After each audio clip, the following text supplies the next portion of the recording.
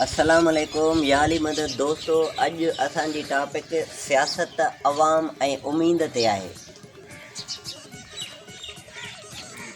सियासत के समझण लाइ पहिरियों जमहूरियत के समझण लाज़मी आहे।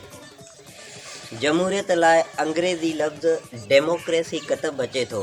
ही यूनानी ॿोलीअ जे ॿिनि लफ़्ज़नि डेमोस जी माना आहे डेमोस माण्हू ऐं क्रेटोस जी माना आहे हुकूमत, यानी अवाम जी हुकूमत। लॉर्ड ब्राइस एक अहिड़ी हुकूमत जे बारे में चयो आहे जेका इक़्तिदार आला मजमूई तौर सॼे समाज जे हवाले हुजे। जमहूरियत जूं खूबियूं: अवामी हुकूमत हुजे, इख़लाक़ जी ओसर, पायदार हुकूमत, तरक्की, मसावात। हाणे असीं सियासत जी वज़ाहत कंदासीं। सियासत जो असुल मक़सदु छा आहे? अवाम जी ख़िदमत करणु। सियासत जो असुल मक़सदु अवाम जी ख़िदमत करणु आहे। शहरनि जे बुनियादी हक़नि ऐं ज़रूरतुनि जो पूराव करणु आहे।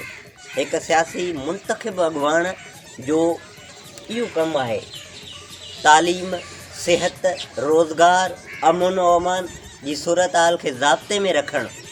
उन सां गॾोगॾु शख़्सी आज़ादी, इज़हार राय, मज़हबी आज़ादी ॾियणु, इहे सभु कम आहिनि। हाणे अवाम मौजूदा माहौल इलेक्शन जे हवाले सां हली रहियो आहे। हाणे अवाम जो इम्तिहान आहे त हू आईंदा लाइ पंहिंजो नुमाइंदो कंहिंखे मुंतख़िब थो करे। त दोस्तो, कंहिंजी बि ज़ातियात ते वञी उनखे कमो बेश अल्फाज़ ॻाल्हाइण खां बहितर आहे त हू पंहिंजे ज़मीर सां ॻाल्हाए ऐं कारकर्दगीअ खे साम्हूं रखे, न कि दोस्त, यार या कंहिंजे सोर्स खे नज़र में रखी पंहिंजे वोट जो ग़लति इस्तेमालु करे। उम्मीद: अवाम खे उम्मीद सिर्फ़ु अल्लाह ताला ऐं उन सां गॾोगॾु सियासी मुंतख़िब यानी चूंडियल नुमाइंदनि खां करणी आहे। उहो कहिड़ी बि पार्टीअ सां तालुक़ु छो न रखनि। बाक़ी इक़्तिदार में आयल कंहिं बि पार्टीअ लाइ या इक़्तिदार में न आयल कंहिं बि पार्टीअ लाइ अजाई वावेला न कई वञे त फलाणनि कुझु न कयो या हू कुझु न कंदा। चवंदा आहिनि त दुनिया उम्मीदुनि ते क़ाइमु आहे।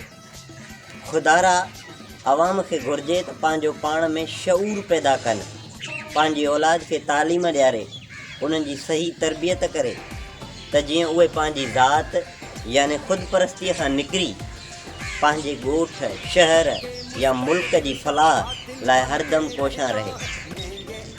आख़िर में मुंहिंजी सभिनी सियासतदाननि, पार्टी वर्करनि खे उहा गुज़ारिश आहे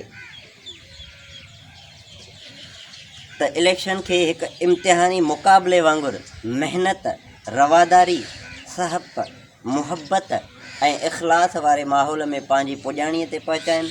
बाक़ी कामयाबी अल्लाह पाक जे वस आहे।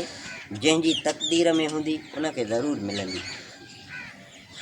जी दोस्तो, जेकॾहिं हीअ वीडियो अव्हांखे पसंदि आई आहे त पंहिंजे दोस्तनि सां शेयर करियो ऐं असांजे पेज खे फॉलो करियो त जीअं नई वीडियो तव्हां ताईं पहुची सघे। Thank U.